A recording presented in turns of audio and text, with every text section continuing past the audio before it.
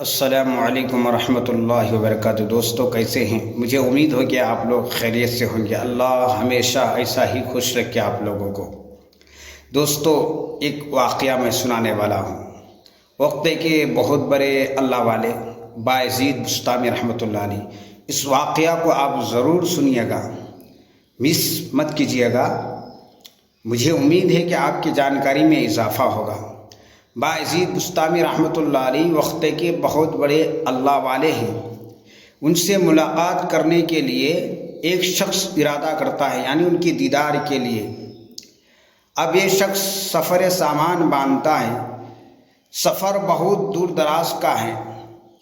پہلے کے زمانے میں موٹر سائیکل یا ایروپلین کا انتظام نہیں تھا۔ پہلے لوگ گھوڑے گاڑی پر یا گھوڑے پر یا کھچر پر سوار ہو کر سفر طے کرتے تھے۔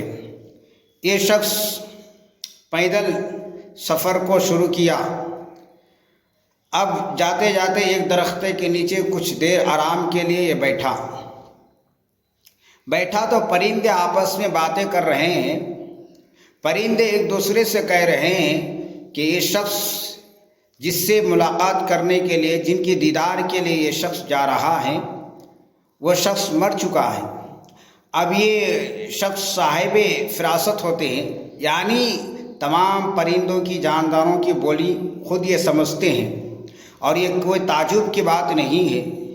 دوستو تاریخ میں ہیں بہت سارے ایسے شخصیات گزرے ہیں جنہوں نے جانداروں کی بولیاں خود سمجھتے تھے، جیسا کہ حضرت داؤد علیہ السلام، حضرت سلیمان علیہ السلام تمام جانداروں کی بولیاں سمجھتے تھے۔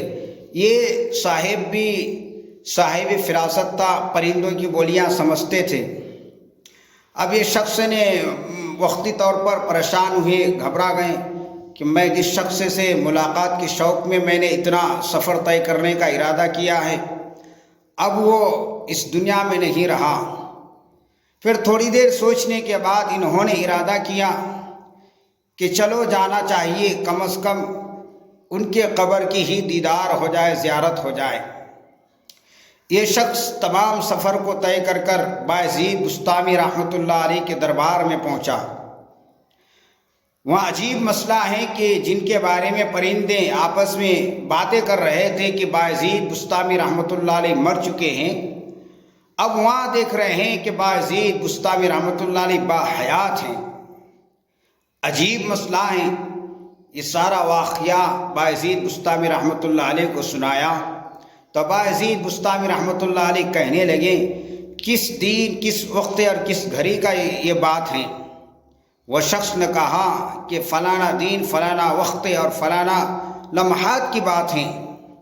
بایزید بسطامی رحمۃ اللہ علیہ نے کہا کہ پرندوں نے جو بات کہی ہے وہ 100% صحیح ہے، اس لیے کہ اس وقت تھوڑی دیر کے لیے میرا دل اللہ کی یاد سے غافل ہو گیا تھا، یعنی اس وقت تھوڑی دیر کے لیے میرا دل غفلت میں گزرا۔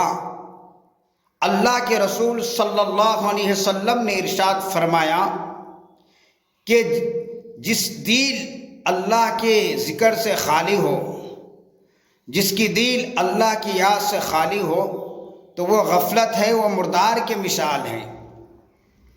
یعنی ذکر کرنے والا، اللہ کی یاد کرنے والا، یہ تر و تازہ، یہ زندہ کے مثال ہیں۔